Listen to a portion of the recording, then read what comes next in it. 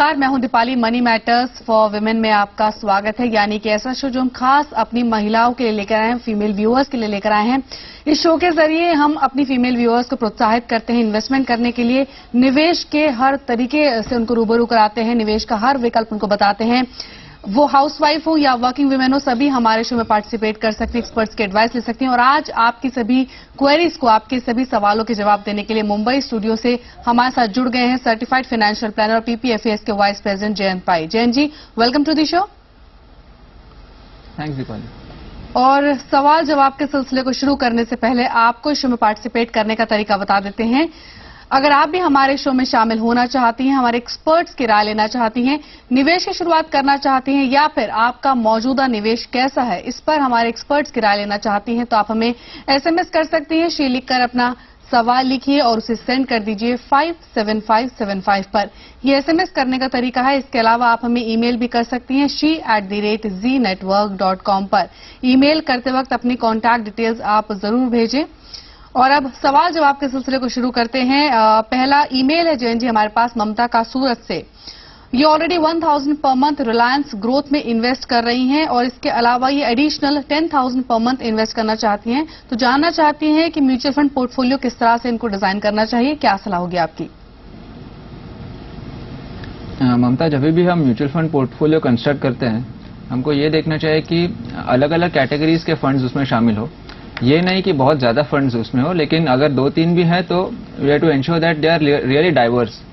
तो ऑलरेडी आप एक म्यूचुअल फंड स्कीम में निवेश कर रहे हो, तो मुझे लगता है कि ऑलरेडी आप थोड़े परिचित होंगे कि इक्विटी मार्केट्स कैसे चलते हैं। और आपके पास एक मिड कैप फंड है जो नॉर्मल लार्ज कैप फंड से थोड़ा ज्यादा वॉलेटाइल है जी।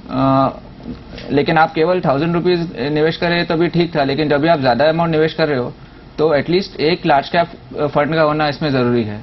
तो मेरी राय में आप अराउंड जो 10,000 रुपीज है, तो 4,000 रुपीज आप आईसीआईसीआई फोकस ब्लू चिप, जो एक अच्छा लार्ज कैप फंड है, उसमें निवेश कर सकते हो। और दूसरा है फिडेलिटी इक्विटी फंड, जिसमें लार्ज और मिड कैप्स दोनों शामिल है, उसमें भी 4,000 कर सकते हो। अभी रिलायंस ग्रोथ फंड का परफॉर्मेंस लास्ट 3 साल से इतना बेहतर नहीं रहा है, तो मुझे लगता है आप इससे स्विच करके HDFC mid cap opportunities fund, इसमें निवेश कर सकते हो जी। तो ये आप 3,000 पर मंथ कर सकते हो, क्योंकि 2,000 जो आपका जो बाकी बचता है 10,000 में से, प्लस रिलायंस ग्रोथ का जो 1,000 है जी। तो टोटली अराउंड जो 11,000 आप कर रहे हो, ये 3 फंड्स में आप कर सकते हो जी। यानी ममता, जो पोर्टफोलियो आपके लिए जयंत जी ने डिजाइन किया है, उसमें 3 फंड शामिल है। आईसीआईसीआई प्रूडेंशियल फोकस्ड है, जिसमें आप 4,000 पर मंथ इन्वेस्ट कर सकते हैं। फिडेलिटी इक्विटी है, यहाँ भी 4,000 पर मंथ इन्वेस्ट कीजिए।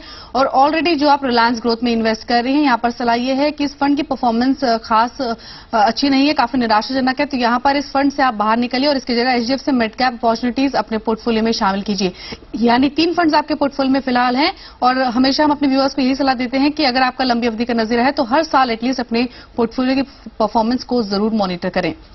और अगली कॉलर सपना झारखंड से हमारे साथ जुड़ गई हैं। स्वागत है सपना आपका मनी मैटर्स में। पूछिए अपना सवाल। हाँ, मेरा सवाल ये है कि मैं एक पीपीएफ अकाउंट खुलवाना चाहती हूँ जी, लेकिन मेरा कमाई का कोई स्रोत नहीं है जी। मेरा पति कमाते हैं जी। तो क्या ये अकाउंट खुलवाने के बाद मेरे पति के टैक्स में कोई छूट मिल सकता है? जी। जयंत जी, सपना हाउसवाइफ हैं और पीपीएफ अकाउंट खुलवाना चाहती हैं। जानना चाहती हैं आपसे, क्योंकि अपने हस्बैंड पे डिपेंडेंट है, ये वर्किंग लेडी नहीं है। यहाँ पर अगर इनके हस्बैंड इनके पीपीएफ अकाउंट में इन्वेस्टमेंट करते हैं तो क्या वो टैक्स बेनिफिट क्लेम कर सकते हैं या नहीं? हाँ सपना, अगर वो 1 लाख रुपीज तक आपके अकाउंट में, आपके नाम पे पीपीएफ अकाउंट खोलते हैं, तो उनको टैक्स में राहत मिल सकती है। यूजुअली क्या होता है कि जब भी ऐसे कोई गिफ्ट, अगर कोई हस्बैंड अपने वाइफ को गिफ्ट देता है और वाइफ अपने नाम पे इन्वेस्ट करती है, तो वो जो इन्वेस्टमेंट का जो इनकम है, लाइक फॉर एग्जांपल अगर 100 रुपीज वो उनको देता है और उसके ऊपर अगर आप एक साल में 10 रुपया कमाते हो, तो वो 10 रुपया आपके हस्बैंड के इनकम में जोड़ा जाएगा। उसको क्लबिंग कहते हैं। लेकिन पीपीएफ में ये एक अच्छा है कि हर एक स्टेज पे कोई टैक्स नहीं लगता है, whether at investment stage, accumulation stage या विड्रॉल स्टेज जी। तो ये काफी अच्छा जरिया है। तो आप ये कर सकते हो, आपके नाम पे अकाउंट खोल सकते हो और आपके हस्बैंड आपको गिफ्ट के रूप में वो अमाउंट दे सकते हैं जी। यानी सपना, जिस तरह से जैन जी ने बताया कि यहाँ आपके हस्बैंड आपके नाम से इन्वेस्टमेंट कर सकते हैं पीपीएफ अकाउंट में और टैक्स बेनिफिट भी यहाँ पर इनको मिलेगा और काफी अट्रैक्टिव बनाने के लिए यहाँ पर फिलहाल जो इन्वेस्टमेंट की लिमिट है उसको बढ़ा दिया गया है। 70,000 से बढ़ाकर इसको 1 लाख कर दिया गया है। साथ ही जो कंपाउंडेड एनुअल इंटरेस्ट रेट है उसको भी बढ़ाकर 8% से बढ़ाकर 8.6% कर दिया गया है। तो यहाँ पर आपके हस्बैंड जो है या फिर आप निवेश की शुरुआत पीपीएफ अकाउंट में कर सकती हैं। और अगला कॉलर काजल चंडीगढ़ से हमारे साथ जुड़ गए हैं। स्वागत है काजल आपका। मनी मैटर्स में क्या है आपका सवाल? लगता है काजल से संपर्क फिलहाल टूट गया है। इनका सवाल जैन जी मैं आपको बता देती हूँ। म्यूचुअल फंड में इन्वेस्टमेंट करना चाहती हैं, 20 साल का इनका नजरिया है और 64,000 रुपए हर मंथ म्यूचुअल फंड में इन्वेस्टमेंट करने का प्लान कर रही हैं। आपसे जानना चाहती हैं कि किस तरह पोर्टफोलियो इनको डिजाइन करना चाहिए, क्या सलाह होगी आपकी? काजल, मुझे लगता है आप ऑलरेडी 3-4 फंड्स में निवेश कर रहे हो और आपने लिखा है कि 64,000 का अमाउंट है per month, which is a very good amount. तो आपका जो फंड सिलेक्शन है वो काफी ठीक है। सिर्फ जैसे मैंने पहले कहा, अगर रिलायंस ग्रोथ में आप निवेश कर रहे हो तो वो स्विच करके आप HDFC टॉप 200 में निवेश कर सकते हो। दूसरा, ये अच्छा है कि आप बड़ा अमाउंट निवेश कर रहे हो, लेकिन ये जरा ध्यान रखिए कि ये equity investments are for the long term और बीच में काफी वॉलिटिलिटी होती है इक्विटी, चाहे म्यूचुअल फंड हो या स्टॉक्स हो। तो पहले आपको आपके इमरजेंसी फंड्स, जो भी आपको अगर कोई आपत्ति आए तो उसके लिए अगर आप फंड्स थोड़े साइड में रखें तो अच्छा है। For that you should choose some bank fixed deposits या some short term debt funds. उसके बाद जो भी पैसा बचता है केवल वही अमाउंट आप इक्विटी म्यूचुअल फंड्स में निवेश करें। जी, यानी जयंत जी जो टोटल जो राशि है जो ये निवेश करना चाहते हैं उसका 20% ये गोल्ड फिक्स डिपॉजिट या फिर ultra short term date fund में कर लें और 80% इक्विटी म्यूचुअल फंड में करें तो सही रहेगा?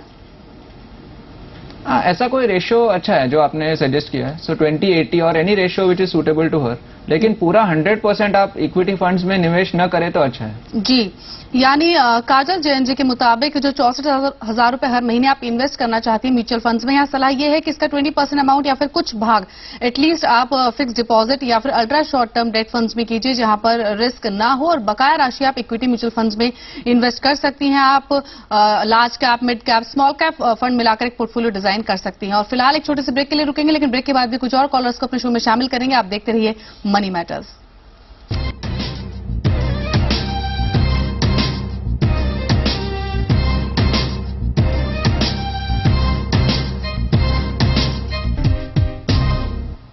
मनी मैटर्स में एक बार फिर आपका स्वागत है। अगर आप भी हमारे शो में शामिल होना चाहती हैं, अपने निवेश पर हमारे एक्सपर्ट्स का नजरिया जानना चाहती हैं तो SMS कर सकती हैं। शी लिखकर अपना सवाल लिखिए और सेंड कर दीजिए 57575 पर। इसके अलावा आप हमें ईमेल कर सकती हैं she@zenetwork.com पर। ईमेल करते वक्त अपनी कॉन्टैक्ट डिटेल्स आप जरूर मेंशन करें। और अगली कॉलर तरुणा गुजरौला से हमारे साथ जुड़ गई हैं। स्वागत है तरुणा आपका मनी मैटर्स में। क्या है आपका सवाल, पूछिए। हमारा सवाल है, मैं एक इनकम एम्प्लॉय हूँ जी। टैक्स सेविंग के लिए मुझे कहाँ इन्वेस्ट कर सकती हूँ मैं? मेरे को ये जानकारी प्राप्त करनी थी। जी जैन जी, तरुणा सैलरीड एम्प्लॉय हैं और जानना चाहती हैं कि टैक्स सेविंग के लिए कहाँ इन्वेस्ट कर सकती हैं, क्या कुछ ऑप्शंस इनके पास है? तरुणा, जो as an Indian citizen you will be eligible to several tax saving options. एक जो 3-4 जो कॉमन ऑप्शंस है, एक है सेक्शन 80C। इसके तहत आपको अप टू 1 लाख रुपीज तक आपके इनकम में रिडक्शन हो सकता है जी। And there are some usual options for. एक है PPF, पोस्ट ऑफिस के बहुत सारे स्कीम्स हैं, ELSS है, नेशनल पेंशन स्कीम है और इसके अलावा कई एक्सपेंसेस है जैसे बच्चों का स्कूल फीस। ये सब टोटल मिला के up to 1 lakh you can get deduction. Second है सेक्शन 80D। इसके तहत आपके और आपके अगर पेरेंट्स हैं तो उनको टोटल मिला के अराउंड 35,000 तक का टैक्स रिडक्शन मिल सकता है ऑन मेडिकल इंश्योरेंस प्रीमियम जी। और थर्ड है सेक्शन 80CCF। इसके तहत अप टू 20,000 रुपीज आप कई इंफ्रास्ट्रक्चर बॉन्ड्स है जो अभी हाल ही में फ्लोट हुए हैं। एक है PFC का बॉन्ड, दूसरा IDFC का बॉन्ड अभी चल रहा है, LNT का आज ही खुला है। तो जो भी सेक्शन 80CCF के तहत जो बेनिफिट देते हैं अप टू 20,000 रुपीज आपको बेनिफिट मिल सकता है। इसके अलावा थोड़े दूसरे सेक्शन है, ATE जैसे एजुकेशन लोन है, 80G फॉर डोनेशंस। तो ये सब मिला के आपको काफी टैक्स सेविंग ऑप्शंस है। लेकिन मुझे लगता है कि कोई चार्टर्ड अकाउंटेंट या कोई सर्टिफाइड फाइनेंशियल प्लानर से आप मिले और आपका केस देख के वो आपको सही राय दे सकते हैं। जी बिल्कुल। तो उम्मीद है यहाँ पर तरुणा जी आपको आपके सवाल का जवाब मिल गया होगा। और आगे बढ़ते हैं, अगली कॉलर सोना नोएडा से हमारे साथ जुड़ गई हैं। स्वागत है आपका मनी मैटर्स में। क्या है आपका सवाल, पूछिए। एफएमपी और एमआईपी में क्या अंतर है? इन दोनों में से कौन सा बेहतर है निवेश करने के लिए? जी जयंत जी, एफएमपी यानी फिक्स मैच्योरिटी प्लान और मंथली इनकम प्लान, दोनों में से कौन सा बेटर इन्वेस्टमेंट ऑप्शन है, जानना चाहती हैं, क्या सलाह होगी? सोना, मैं आपको दोनों इंस्ट्रूमेंट्स के डिफरेंसेस बोलता हूं, उसके बाद आपको तय करना है कि कौन सा इंस्ट्रूमेंट आपके लिए बेहतर है। एफएमपी जैसे नाम है, फिक्स्ड मैच्योरिटी प्लान, तो जब भी आप निवेश करते हो एक फिक्स टाइम पीरियड के लिए वो निवेशित रहता है। इसमें जो रिटर्न है वो गारंटीड नहीं है, लेकिन एक इंडिकेटिव रिटर्न आपको मिल सकता है जो आपका म्यूचुअल फंड डिस्ट्रीब्यूटर आपको दे सकता है। It's not a guaranteed return at least, लेकिन आपको थोड़ा आइडिया आ सकता है। सेकेंड, ये जो एफएमपीज है वो इक्विटी में निवेश नहीं करते हैं, वो केवल बाकी कंपनीज या बाकी बैंक्स के डेट पेपर में निवेश करते हैं। तो ये इंस्ट्रूमेंट उनके लिए अच्छा है जो इक्विटी में निवेश नहीं करना चाहते हैं और जिनको थोड़ा एक अंदाजा चाहिए रिटर्न्स का। एमआईपीज ऑन द अदर हैंड, उनका नाम है मंथली इनकम प्लान, लेकिन एक्चुअली इसमें मंथली इनकम कोई गारंटीड नहीं है और ना ही जो मंथली इनकम का अमाउंट है वो गारंटीड है। These are similar to balanced funds, क्योंकि ये सब एमआईपीज में अराउंड 15-20% इक्विटी में निवेश होता है। तो जो भी निवेशक को थोड़ा इक्विटी एक्सपोजर चाहिए तो वो एमआईपीज चुन सकते हैं, लेकिन इसमें कोई रिटर्न गारंटीड नहीं है। जी जयंत जी, यहाँ पर अगर कोई कंजर्वेटिव इन्वेस्टर है, जोखिम के लिए तैयार नहीं है, जिस तरह से आपने बताया मतलब इनकम प्लान में इक्विटी एक्सपोजर है हालांकि यहाँ पर, तो कौन सा यहाँ पर इन्वेस्टमेंट ऑप्शन बेटर हो सकता है?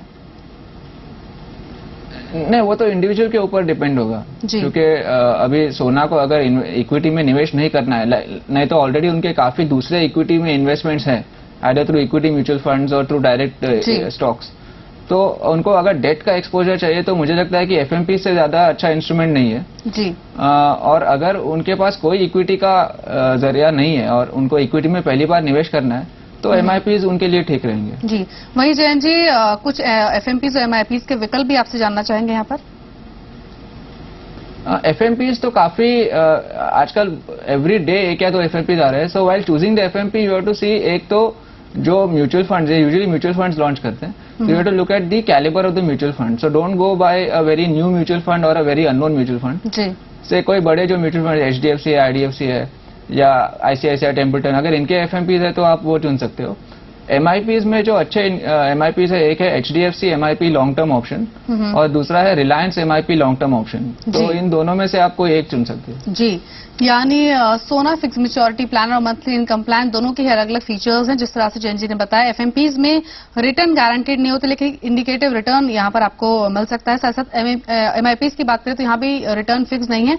अगर आप इक्विटी में एक्सपोजर नहीं चाहती हैं, जोखिम के लिए बिल्कुल भी तैयार नहीं है, तो आप एफएमपीज चुन सकती हैं। और अभी रुकेंगे एक छोटे से ब्रेक के लिए। ब्रेक के बाद भी कुछ और कॉलर्स को अपने शो में शामिल करेंगे। आप देखते रहिए मनी मैटर्स।